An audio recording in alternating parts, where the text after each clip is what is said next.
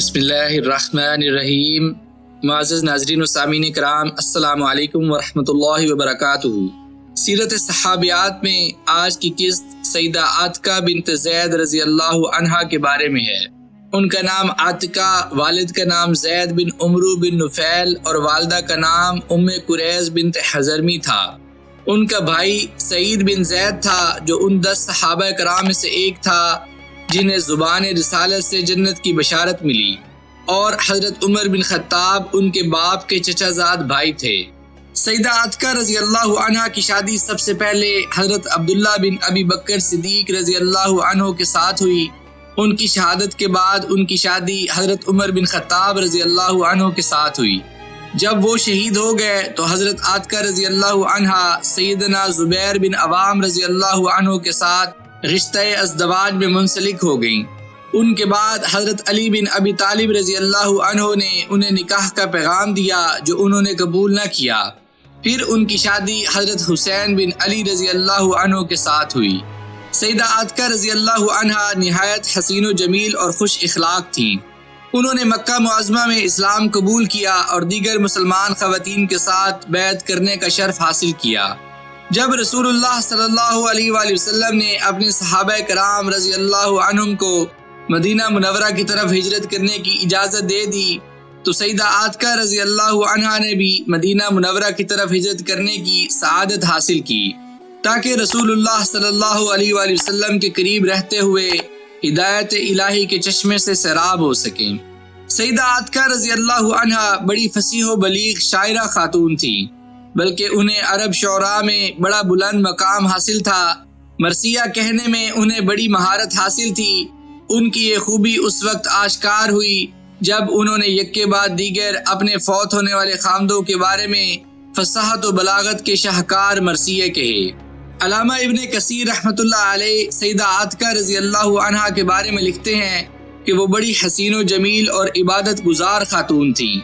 حضرت عبداللہ بن ابی بکر رضی اللہ عنہ نے جب انہیں دیکھا تو ان سے نکاح کا ارادہ فرمایا اور ان کے ساتھ رشتہ ازدواج میں منسلک ہو گئے۔ جب شادی کے بعد حضرت عاتکہ رضی اللہ عنہا حضرت عبداللہ بن ابی بکر رضی اللہ عنہ کے گھر آئیں تو وہ اکثر اوقات گھر ہی رہتے۔ غزوات میں حاضری بھی قدرے کم ہو گئی۔ نماز کے اوقات میں حاضری کی بھی پہلے جیسی تیزی نہ رہی۔ اس صورتحال کو حضرت ابو بکر صدیق رضی اللہ عنہ نے بڑی شدت سے محسوس کیا۔ جب حضرت ابو بکر صدیق رضی اللہ عنہ کو اپنے بیٹے کے بارے میں یہ پتہ چلا کہ ان کا بیٹا عبداللہ اپنی بیوی عاتکہ کی محبت کی وجہ سے تساہل کا شکار ہے تو انہیں دینی لحاظ سے خطرہ محسوس ہوا۔ انہوں نے یہ فیصلہ کر لیا کہ ان دونوں میں جدائی کروا دی جائے۔ آپ نے بیٹے کو حکم دیا کہ وہ اپنی بیوی کو طلاق دے کر مکمل طور پر اپنے دین کی طرف لوٹ آئے اور پہلے کی طرح غزوات میں دلچسپی کا مظاہرہ کرے۔ حضرت عبداللہ رضی اللہ عنہ کے لیے یہ بڑا ہی مشکل مرحلہ تھا۔ ایک طرف چہیتی بیوی اور دوسری طرف عظیم المرتبت باپ کا حکم تھا۔ باپ کا احترام انہیں مجبور کر رہا تھا کہ ان کی پیروی اختیار کی جائے اور ان کے حکم کو بیوی کی محبت پر ترجیح دی جائے۔ لہٰذا انہوں نے اپنے معزز باپ کی دلی رغبت کو ترجیح دیتے ہوئے اپنی چہیتی بیوی کو بادل نخواستہ طلاق دے دی۔ طلاق کے بعد دونوں ایک دوسرے سے الگ ہو گئے، لیکن حضرت عبداللہ کے سینے سے محبت کی آگ بجھ نہ سکی۔ آگ کا شعلہ روز بروز زیادہ ہی بھڑکتا رہا۔ ایک دن انہوں نے اپنے دل کی کیفیت کو ان اشعار میں بیان کیا جن کا ترجمہ کچھ یوں ہے: لوگ کہتے ہیں کہ تو اسے طلاق دے دے اور خود اس کی جگہ خواب دیکھنے والے کی طرح سہارا دیتا ہوں۔ ایک عظمت والی خاتون کی خاطر گھر والوں سے جدائی مجھے ناگوار گزرتی ہے۔ ایک دفعہ کا واقعہ ہے، جب رات کی تاریکی چھا گئی تو عبداللہ بن ابی بکر رضی اللہ عنہ اپنی چہیتی بیوی کی جدائی کے غم میں ڈوبے ہوئے درد بھرے انداز میں یہ اشعار کہنے لگے: اے عاتکہ، جب تک باد صبا چلتی ہے اور گلے میں پڑی گانی یعنی ہار والی فاختہ نوحہ کنا ہے، میں تجھے نہیں بھول سکتا۔ اے عاتکہ، جب تک مسافروں کے قافلے کوچ کا ارادہ رکھتے ہوں اور آسمان پر ستارے روشن ہوں، میں تجھے نہیں بھول سکتا۔ اے عاتکہ، میرا دل ہر دن ہر رات تیری طرف معلق رہتا ہے۔ میں نے آج تک اپنے جیسا کوئی نہیں دیکھا جس نے اس جیسی کو طلاق دی ہو، اور نہ اس جیسی دیکھی جسے بغیر جرم کے طلاق دی گئی ہو۔ اس کی اچھی عادت اور عمدہ رائے اور اچھی سیرت تھی، وہ سچ بولنے والی تھی۔ رات کے سناٹے میں حضرت ابو بکر صدیق رضی اللہ عنہ تہجد ادا کرنے کے لیے گھر کی چھت پر چڑھے۔ جب انہوں نے اپنے بیٹے عبداللہ کی زبان سے یہ اشعار سنے تو ان کے دل میں رقت پیدا ہو گئی۔ انہوں نے اپنے بیٹے کو پیار بھرے انداز میں دیکھا اور اسے اپنی بیوی سے رجوع کرنے کی اجازت دے دی۔ جب عبداللہ نے اپنے عظیم باپ کی بات سنی تو اسی وقت بآواز بلند پکار کر کہا، ابا جان گواہ رہنا، میں نے رجوع کر لیا ہے۔ انہوں نے انتہائی خوشی سے اپنے غلام ایمن کو آواز دے کر کہا، جاؤ تم میری طرف سے آزاد ہو۔ پھر وہ بھرپور مسرت و شادمانی کا اظہار کرتے ہوئے اپنی بیوی عاتکہ رضی اللہ عنہا کو رجوع کی بشارت دینے کے لیے روانہ ہوئے اور اس موقع پر یہ اشعار کہے، اے عاتکہ، تو طلاق دی گئی شک کی بنیاد پر اور تجھ سے رجوع کیا گیا ایک ایسے کام کے لیے جو لوگوں پر واقع ہونے والا ہے، اس میں پیار بھی ہے اور جدائی بھی۔ میرا دل جدائی میں ہمیشہ اڑتا ہے اور میرا دل جو اللہ نے قریب کر دیا ٹھہر گیا ہے۔ تیری نرم گوئی کی وجہ سے میں تجھ میں ناراضی کے آثار نہیں دیکھ پاتا، تجھ پر حسن و جمال کا پرتو ہے۔ تو ان لوگوں میں سے ہے جن کے معاملات اللہ نے سلجھا دیے اور جن کو اللہ نے آراستہ اور مزین کر دیا، انہیں کوئی ذلیل کرنے والا نہیں۔ حضرت عبداللہ بن ابی بکر رضی اللہ عنہ نے اپنی بیوی کے ساتھ شدید قلبی تعلق کی بنا پر ایک باغ ان کو اس شرط پر تحفے میں دیا کہ وہ ان کی وفات کے بعد کسی شخص سے شادی نہیں کرے گی۔ دونوں میاں بیوی نے بڑے ہی خوشگوار انداز میں زندگی بسر کی اور دونوں نے بڑی سعادت مندی سے اپنی زندگی کے ہر لمحے کو پرمسرت انداز میں گزارا۔ لیکن کسی کو بھی زندگی ہمیشہ کے لیے نہیں ملتی۔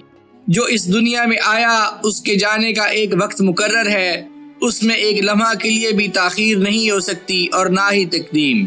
حضرت عبداللہ بن ابی بکر رضی اللہ عنہ رسول اللہ صلی اللہ علیہ وآلہ وسلم کے ہمراہ غزوہ طائف کے لیے روانہ ہوئے۔ دوران جنگ میں انہیں ایک تیر لگا جس سے وہ شہید ہو گئے۔ اس طرح وہ خوش قسمت شہداء کے زمرے میں شامل ہو گئے۔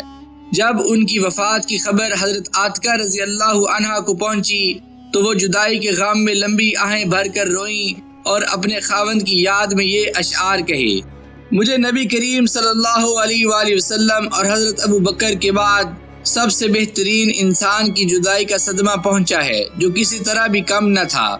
میں نے قسم کھا لی ہے کہ میری آنکھوں سے غم کے آنسو ختم نہ ہوں گے اور میرا جسم گرد آلود ہی رہے گا جب تک درختوں کے جھنڈ میں فاختہ گاتی رہے گی اور جب تک روشن صبح رات کو دھکیلتی رہے گی، میری آہوزاری جاری رہے گی۔ اللہ کی قسم، کوئی آنکھ ایسی نہیں جس نے اس جیسا کوئی جوان دیکھا ہو۔ جب جنگ میں نیزے حرکت میں آتے ہیں تو یہ موت کی وادی میں گھس جاتا ہے، حتیٰ کہ نیزے کو سرخ حالت میں چھوڑتا ہے۔ سیدہ عاتکہ رضی اللہ عنہا عدت کے دوران میں مسلسل روتی رہیں۔ جب انہوں نے عدت پوری کر لی تو حضرت عمر بن خطاب رضی اللہ عنہ نے انہیں نکاح کا پیغام بھیجا۔ انہوں نے حضرت عمر بن خطاب رضی اللہ عنہ کو بتایا کہ عبداللہ بن ابی بکر رضی اللہ عنہ نے اسے باغ اس شرط پر دیا تھا کہ میں اس کے بعد کسی سے شادی نہ کروں۔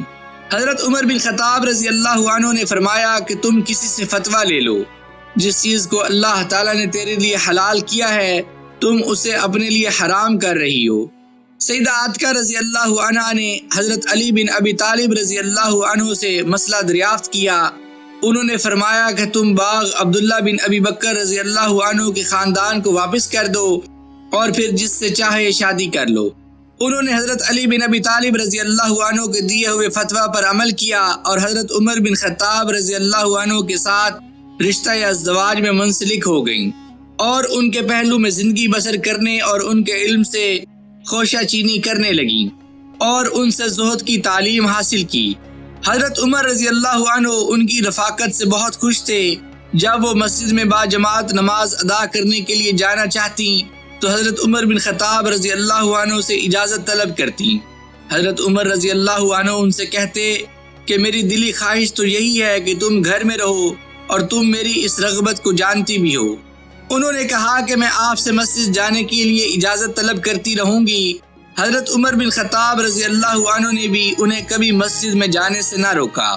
جب ابو لولو مجوسی نے حضرت عمر بن خطاب رضی اللہ عنہ پر اپنے زہر میں بھگوئے خنجر سے وار کیا جس سے وہ وفات پا گئے تو سیدہ عاتکہ رضی اللہ عنہا نے ان کی جدائی میں آنسو بہاتے ہوئے یہ اشعار کہے: اے آنکھ آنسوؤں اور گریہ ازاری کی سخاوت کر، شریف امام کے غم کے اظہار میں اکتاہٹ محسوس نہ کر، جنگجو لوگوں سے کہو کہ تم مر جاؤ، موت نے اسے شعوب کا پیالہ پلا دیا۔ ایک دوسرے مرثیے میں سیدہ عاتکہ رضی اللہ عنہا نے روتے ہوئے یہ اشعار کہے: وہ کون ہے جس کے دل پر غم ٹوٹ پڑے اور اس کی آنکھ کو طویل بیداری نے چھوٹا کر دیا؟ وہ جسم جسے کفن میں لپیٹ دیا گیا، اللہ کی اس جسم پر رحمت ہو۔ اس میں تکلیف پہنچتی ہے ایک مقروض غلام کو جس کے پاس اللہ نے کچھ نہ چھوڑا تاکہ وہ کنگال چلے۔ سیدہ عاتکہ رضی اللہ عنہا نے سیدنا عمر بن خطاب رضی اللہ عنہ کی وفات کے غم میں یہ اشعار بھی کہے: فیروز ویلمی نے مجھے دکھ درد دیا اور ایسے شخص پر کاری وار کیا جو روشن چہرے والا، قرآن کی تلاوت کرنے والا اور اللہ کی طرف رجوع کرنے والا تھا، جو کمزور سے شفقت سے پیش آنے والا، دشمن کے خلاف سخت مصائب میں ثابت قدم رہنے والا اور بات ماننے والا تھا۔ جب بھی وہ کوئی بات کہتا تو اس کے قول و فعل میں کوئی تضاد نہ ہوتا، خیرات میں جلدی کرنے والا اور تش روی سے پیش نہ آنے والا۔ سیدہ عاتکہ رضی اللہ عنہا نے اپنی عدت کا عرصہ سوگ میں گزارا۔ جب حضرت زبیر بن عوام رضی اللہ عنہ کو معلوم ہوا کہ سیدہ عاتکہ رضی اللہ عنہا کی عدت پوری ہو چکی ہے تو انہوں نے ان کو شادی کا پیغام دیا، جسے انہوں نے منظور کر لیا اور وہ حضرت زبیر بن عوام رضی اللہ عنہ کے ساتھ رشتہ ازدواج میں منسلک ہو گئیں۔ سیدنا زبیر بن عوام رضی اللہ عنہ بڑی غسیلی طبیعت والے تھے۔ سیدہ عاتکہ رضی اللہ عنہا جسمانی طور پر فربا تھیں۔ حضرت زبیر بن عوام رضی اللہ عنہ نے انہیں حکم دیا کہ وہ مسجد نہ جایا کریں۔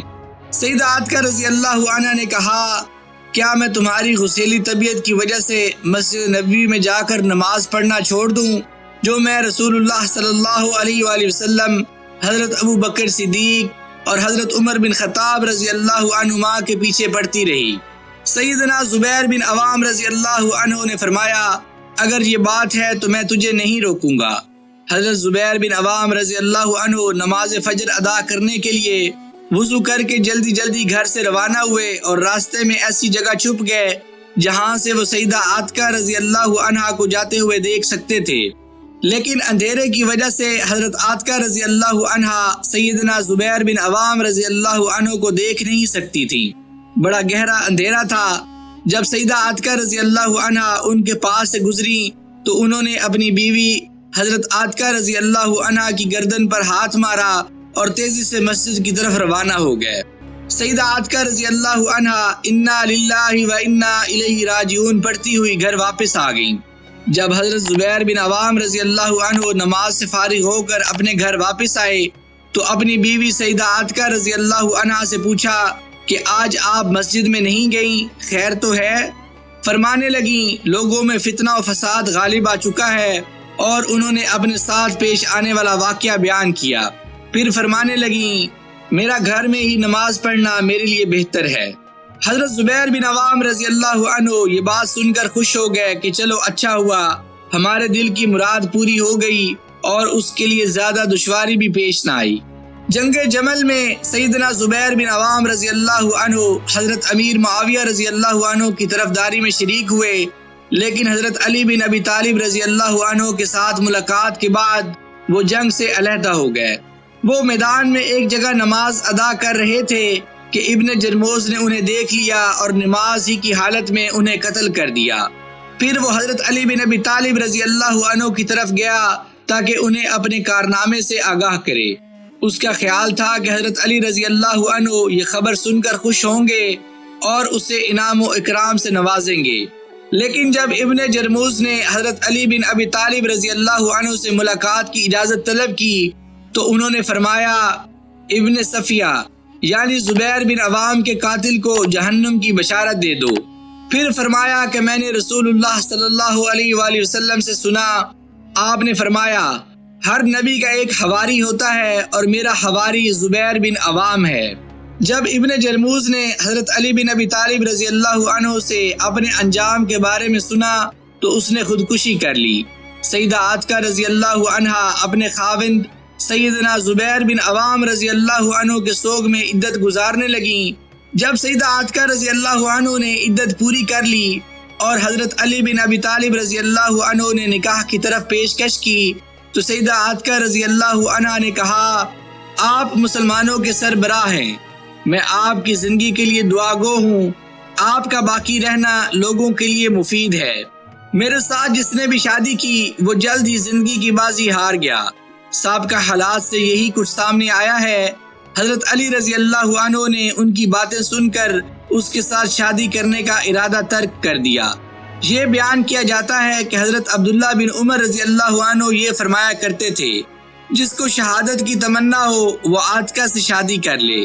ان کا یہ مقولہ لوگوں میں عام ہو گیا، لیکن حضرت حسین بن علی رضی اللہ عنہ نے اس مقولے کی کوئی پرواہ نہ کی اور انہوں نے نکاح کا پیغام دے دیا۔ اس طرح وہ سیدہ عاتکہ رضی اللہ عنہا کے ساتھ رشتہ ازدواج میں منسلک ہو گئے۔ یہ زبان زد عام مقولہ حقیقت کا روپ دھار گیا۔ سیدنا حسین بن علی رضی اللہ عنہ میدان کربلا میں شہید کر دیے گئے۔ تاریخ نے ایسا دل خراش منظر کبھی نہ دیکھا ہوگا۔ سیدہ عاتکہ رضی اللہ عنہا نے اپنے خاوند حضرت حسین بن علی رضی اللہ عنہ کی شہادت کا منظر اپنی آنکھوں سے دیکھا۔ سیدہ عاتکہ رضی اللہ عنہا نے حضرت حسین بن علی رضی اللہ عنہ کے خون میں لت پت چہرے کو زمین سے اٹھا کر اپنی گود میں رکھ لیا اور اسے اپنے سینے سے لگا لیا۔ جب سیدہ عاتکہ رضی اللہ عنہا نے عدت گزار لی تو شادی سے کلی طور پر کنارہ کشی اختیار کر لی۔ مروان بن حکم نے شادی کا پیغام بھیجا تو انہوں نے صاف انکار کر دیا اور پوری زندگی کسی اور سے شادی نہ کی، یہاں تک کہ وہ قضائے الہی سے وفات پا گئیں۔ یکے بعد دیگرے 4 شہداء کی بیوی سیدہ عاتکہ بنت زید رضی اللہ عنہا پر اللہ سبحانہ و تعالی اپنی رحمت نشاور کرے۔ انہیں یکے بعد دیگرے بڑے بڑے صدموں سے دوچار ہونا پڑا۔ انہیں پے در پے خامدوں کی شہادت کا صدمہ سہنا پڑا، لیکن یہ اللہ کی مشیت اور اس کا فیصلہ تھا جس کو کوئی ٹال نہیں سکتا۔ حضرت حسین رضی اللہ عنہ کی شہادت کے بعد سیدہ عاتکہ رضی اللہ عنہا نے اپنی باقی ساری زندگی عبادت و ریاضت میں بسر کی۔ وہ اپنے گھر سے کسی خاص ضروری کام کے بغیر باہر نہیں نکلتی تھیں۔